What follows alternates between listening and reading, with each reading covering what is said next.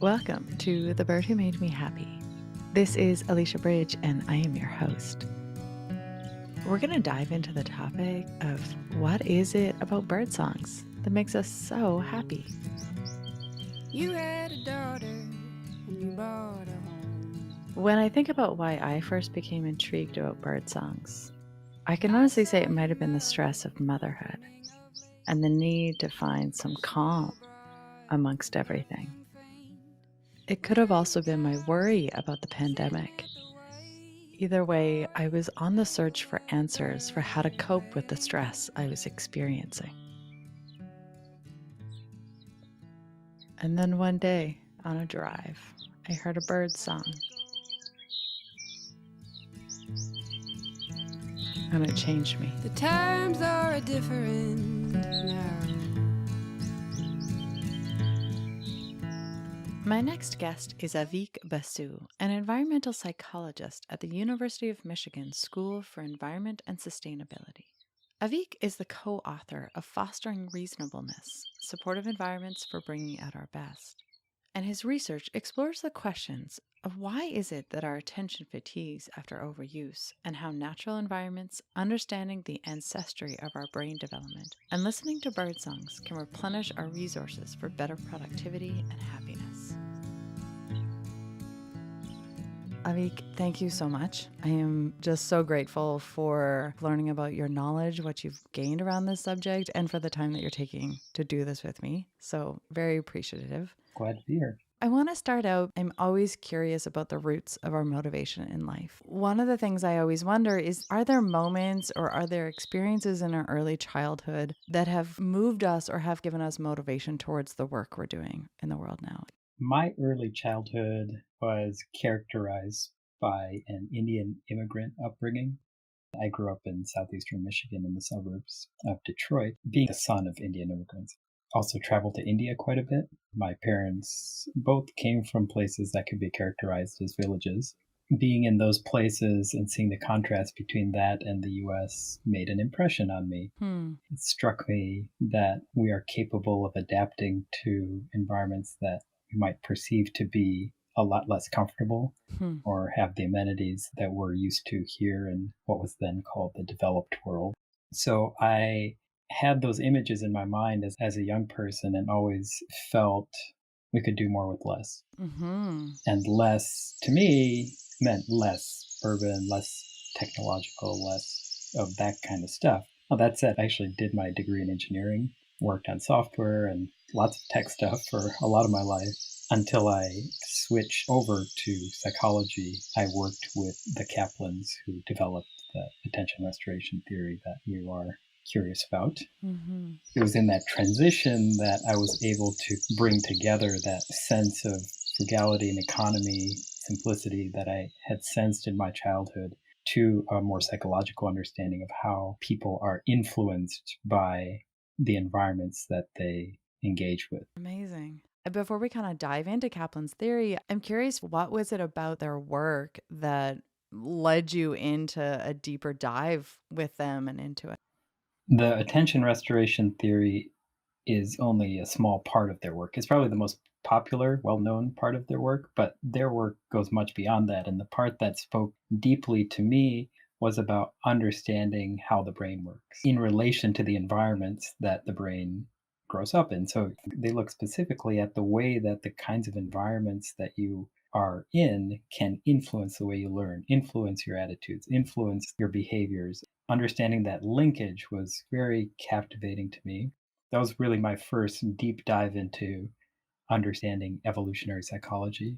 Think about what kinds of universal behaviors do humans have that may have been adaptive in different kinds of environments. We now live in very different environments than our brains evolved in. So what are the consequences of having a 10,000-year-old brain in a modern society and trying to understand some of the challenges that are faced? Let's say things like information overload, being stressed all the time, thinking about why do we need these birds, Our ancestors that long ago didn't have nearly the amount of input to their systems that we now face. And for them, bird songs weren't a respite. They were more commonplace. So Amazing. So I'm hoping that we're going to dive into Kaplan's attention restoration theory, and you can give us a bit of an overview. One of the most basic components of attention restoration theory is the idea that attention is a limited resource. It can fatigue when it's overused. People who have drained their attentional resource might feel stressed, they might feel burned out. And this is where it's helpful to understand that there are different kinds of attention. And so attention restoration theory draws on the work of William James, psychologist in the early 1900s. Okay. He suggested that there were two types of attention. One kind of attention is directed attention. That is, you are intentionally paying attention to me. Or when you're reading a book, you're intentionally focusing in on something. You're directing your attention towards something with your effort. That effort leads to a fatigue of that directed attention capacity. There's another attentional system that James described using an example of being at a cocktail party. If you're talking to someone, you hear some noise that sort of sounds like your name, and your attention is drawn to that. So that kind of attention is involuntary. In attention restoration theory, we call that fascination.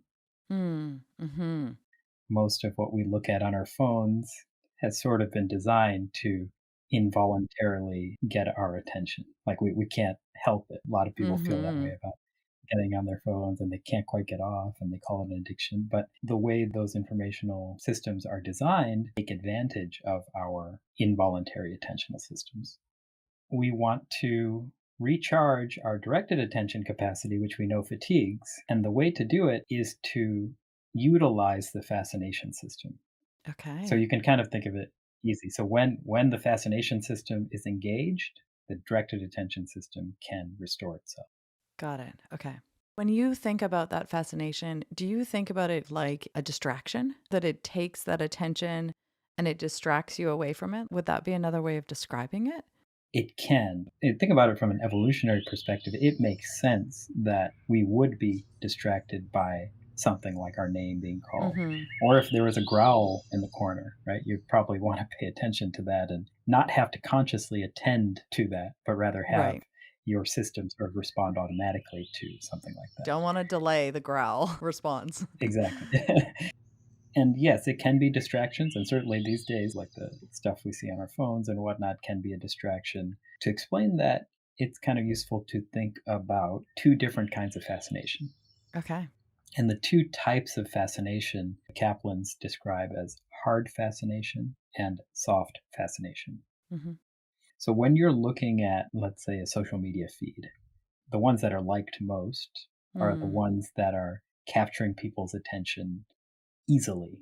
They just grab you. So that is a pretty good example of hard fascination. And the reason it's hard fascination is because it's mind-filling. It takes up everything. Or you can think of a Netflix binge as hard fascination, meaning there's no space left in your head to consider anything else. Even a rational decision, like I should stop. That's right. I mean, you're not thinking about that, and you have very little control, very little capacity to use your willpower. The very willpower you need is, in fact, your directed attention resource. Right. You need to pay attention to that signal that maybe I want to stop. But because you don't have that, you continue watching. So it has this devolving, vicious cycle.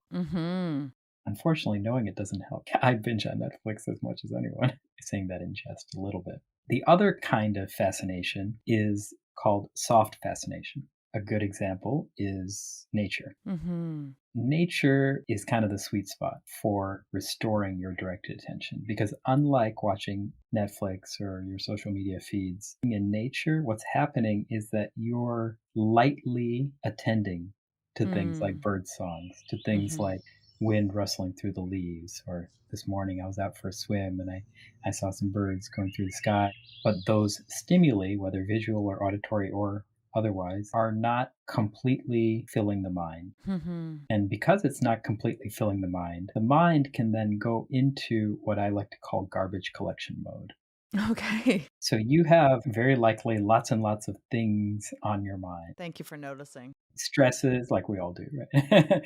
And they're unresolved threads. And the more unresolved threads that you have, it's sort of like having lots of tabs open. More Mm-hmm. tabs you have open, the more divided your attention becomes, and it gets hard to use your directed attention capacity. Again, this negative vicious cycle that can occur. What we want to do is have those tabs closed off. And a lot of this is not happening consciously necessarily, right? A lot Mm. of it is just part of our system. We hypothesize that garbage collection happens or that tab closing happens when you're in situations that allow for soft fascination. Those tabs will close themselves out. Mm.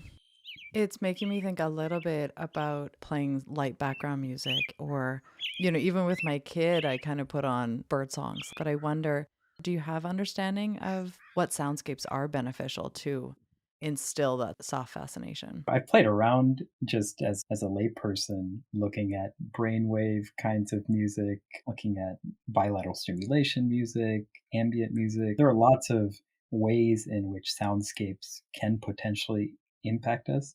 But I think an important distinction to make is that those things are manufactured. Mm, And bird sounds, natural sounds, wind, water on the shore, all that kind of stuff, we probably have an evolutionary link to natural sounds much more so than we have to a manufactured sound that supposedly can hack our brains to make us function better. right. Now, I'm not saying that's not possible, but one interesting difference is the time course of these things. So if you listen to a soundscape kind of thing, usually it goes on for minutes or hours even, right? Mm-hmm. And probably our brains acclimate to those kinds of things and the effects are lessened with time. Mm, Whereas bird songs have kind of a ephemeral quality. They are very different. They're random sometimes. I mean, mm, there's a much more organic quality to natural soundscapes than to manufactured sounds. Now, there are recordings of bird sounds that are quite interesting, I think, that could have a mm. positive effect. And I think some of the papers out there do look at the effect of that. And I also think that virtual reality is an interesting space to explore. I also have to say that there's probably something about being in the space completely. Mm-hmm. You're outside, you're hearing the birds, you're seeing the trees, you're engaged in that space. And I suspect that there's a whole lot more going on than we can scientifically, reductively Yeah. provide an answer for. So if I had to put my money out, just say, go outside. Yeah. Probably a good idea. Probably Yeah. more happening there than we know. Yes, I'm so curious how learning about these things has changed your behavior. I'm glad to hear that you still binge on Netflix every once in a while, but I wonder what you have observed for yourself about being able to kind of capitalize on this knowledge of getting into those soft fascination stages. I think one thing I've learned is that what you like isn't necessarily good for you. Mm. We know that from many circumstances around, let's say, food or diet and things like that. Mhm. But when it comes to addressing our stress levels and kind of dealing with our psychology, I hadn't really considered that as much. So Hmm.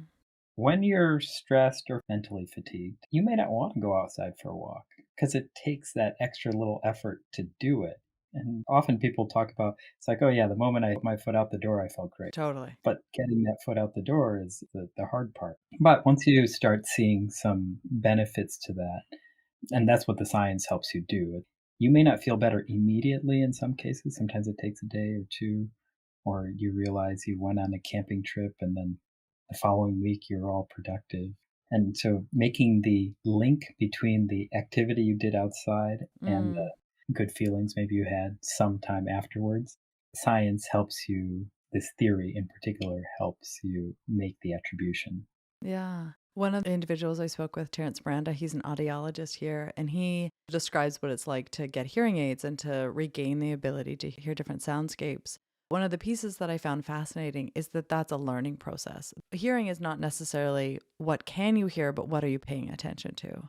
In that, when we are going outdoors, I wonder if part of it is that we're starting to pick up slowly on those soft fascination things and being like, oh, that's interesting. And then we look for more, and then it kind of builds up that language or that skill set in being able to become aware of those soft fascination aspects. Yeah, my colleague Jason Duvall has done some work looking at people who mindfully pay attention to Mm, aspects of nature and has found that that can be helpful in mm, the restorative function of nature. So I think what you're saying is true, that can be learned. That said, there are benefits without any sort of conscious attending Mm. required, that it can simply be that because you are in an environment that has certain features that evoke soft fascination, that it can lead objectively to a restoration of attentional Hmm. capacity. And are you aware of any particular bird soundscapes that come to the forefront as being the most restorative? I'm not an expert in the role of bird sounds, but I can describe a few characteristics of environments that might be restorative. Mm-hmm. So I've mentioned soft fascination already. Basically, that you're fascinated by bird sounds, but it leaves enough room in your head to do the garbage collection. Mm-hmm. And that can be through reflection, through pondering. There's also the notion of being away. Hmm. It is helpful to feel like you're not just in the same kind of environment day in and day out. And even listening to a bird song makes you feel like it's in a different time or a different place. Mm-hmm. There's also a notion of extent. Okay. That is, how mind filling is it? So it's kind of linked to the soft fascination bit. But if it's not interesting at all, if it's not fascinating at all, it probably isn't going to have that nexus of feeling like you're in a different kind of environment in a way that's engaging to the mind. Mm-hmm. The last one I'd say is about compatibility. Okay. The question is, what kinds of environments are compatible with our needs? Hmm. So we're kind of saying that nature is always good, but let's say that you have some traumatic experiences being in nature. Then Mm-hmm. perhaps that environment is not compatible for you, because if you're stressed or negatively aroused, then it's not going to be a restorative experience for you. Mm-hmm. I was just imagining, like, what if a pterodactyl came down from the sky and just screeched? That probably wouldn't be a very restorative experience. It's amazing because there's these blue herons. Have you ever heard a heron I call? just saw here in this moment. So there's a heron rookery really close to where I live. It's almost a terrifying sound when you go up there because it sounds what I think pterodactyls would sound like. This screeching, cawing sound. I know herons are not going to pick up my kid, but you're right. There are certain sounds that alert us in a different way that are sparking that. That's right. So I want to talk a little bit because I think it's so curious what you describe as garbage collection. We often refer to a psychologist, also from the early 1900s, I want to say, named Zygarnik. She studied a lot of this stuff Hmm. about why do people remember things, what stays in their head, these unresolved threads, what provokes that to stay in your head versus what allows them to get resolved, to get closed out. So she did a bunch of studies and found what's known as the Zygarnik effect. Okay. The gist of it being that when you work on something and you stop before you're finished, you're more likely to process that thing and be able to work on it the next day. But if you finish it, that's the resolution of it, then you're less likely to remember it and keep working on it. From a productivity standpoint, let's say you're a writer or you're doing something like that, it may make sense to stop before you're done so that you can pick up the thread the next day. Mm. But when we think about all of the unresolved threads that get laid down in our minds through all the things that we do on a daily basis, it probably Mm-hmm. doesn't pay to have a lot of that stuff hanging around up there. Mm-hmm. And so when I talk about garbage collection, I mean, how many things have you closed out? And some of that stuff happens subconsciously. The closing out of those things doesn't require necessarily that you have to surface everything into consciousness and Mm. kind of figure out the answer and then put it away. It's a much more behind the scenes process, but we can facilitate that process by being in environments like nature.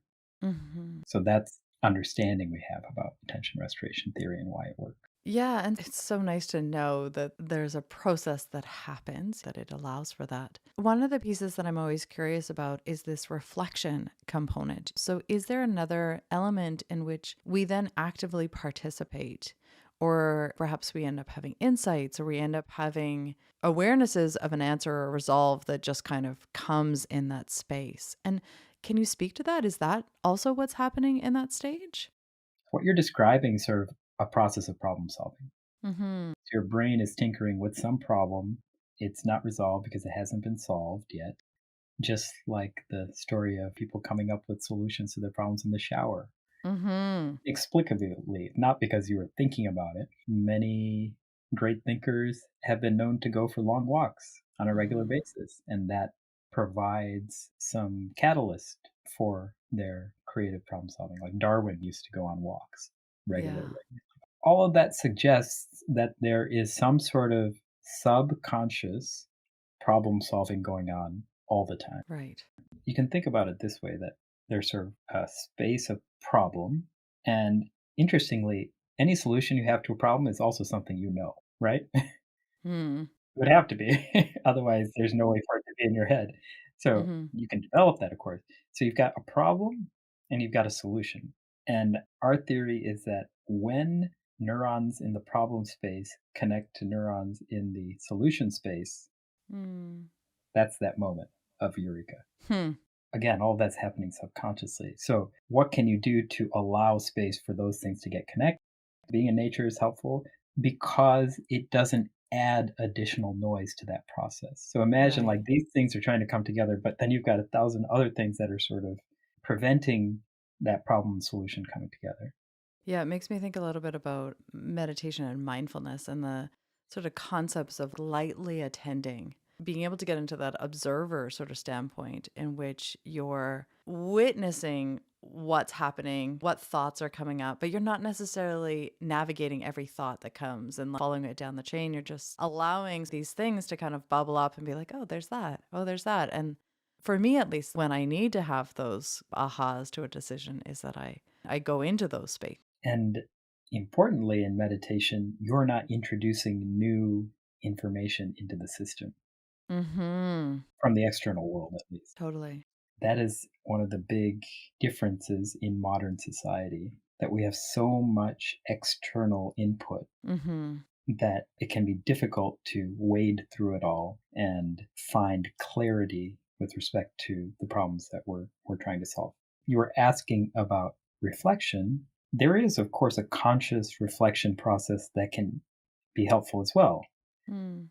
And that too is aided by an environment that doesn't have input that is of the hard fascination quality. Right. So if you're watching Netflix, you're probably not reflecting Mhm. in a very useful way or in a sustained kind of way. Mhm. There's not those breaks or those moments in time in which there is space. Exactly. Whereas I experience that in nature, that there sort of just is this pause going on and I get to overlay what's coming up. That's right. You can hear the bird calls for a moment, but then your mind has some reflective quality, and then it goes back out to the birds, and then comes back, and there's this sort of in and out effect. And it's soft, it's not jarring. Mhm. I think you've sort of spoken to this kind of neuroscience or a little bit about one of the aspects that's happening. And I wonder, is there anything else there that you think is relevant or important or that has struck you in terms of what's going on, neurologically in our experience? Another piece that's useful to consider is the role of what's known as the default mode network in the brain. Okay. A network, it's a set of brain regions that turns on when nothing's happening. It's sort of like your car is idling. Okay. Yeah. We hypothesize that that activity in the default mode network is what allows the garbage collection to happen. When you think about it from the standpoint of what kinds of environments we live in now compared Mm. to the environments that our ancestors had 10,000 years ago, the opportunities for the default mode network to be active, Mm. to be idling, were much more prevalent 10,000 years ago than they are today, because we are in a state of always on. Yeah. And so that attentional fatigue, stress, again, irritability, all of these things that we are seeing might be linked to that very fundamental issue of our brains weren't really designed to have this much on time Right. without some off time, Yeah. without a significant amount of time for the default mode network to do its garbage collection. You've named the reflection and those kind of things, but are there other qualities that we get to experience when we access this default mode network? Well, I think there's some interesting stuff about being in nature and feeling awe. Mm. We don't talk about that as much in attention restoration theory because we actually believe that you can have restorative experiences in awe-inspiring places, but also just by looking at, plants growing out of cracks in the sidewalk. So, I think that's pretty awe-inspiring when you see that. You're like, dang, you did it. How'd yeah, you get through? right, that's true, that's true. Mm. When we are mired in our own stories Mm. all the time, that can have a stress-inducing effect. Mm-hmm. We're kind of trapped in our stories and our stresses, our to-dos. And what nature sometimes allows us to do is to step outside that. That for a second, you're not your worries. You Mm-hmm. are part of something much bigger. You kind of have a sense of something much more mysterious than we can ever really know. It's really fascinating and hopeful to hear what one perhaps gets to experience when they let go some of attending to all of those things. That's right. I'm so grateful for your curiosity around these subjects. There is something very comforting for me when someone is taking these questions and looking at them deeper and starting to give us some aha moment of why these things feel beneficial. Thank you. It's been really lovely talking with you.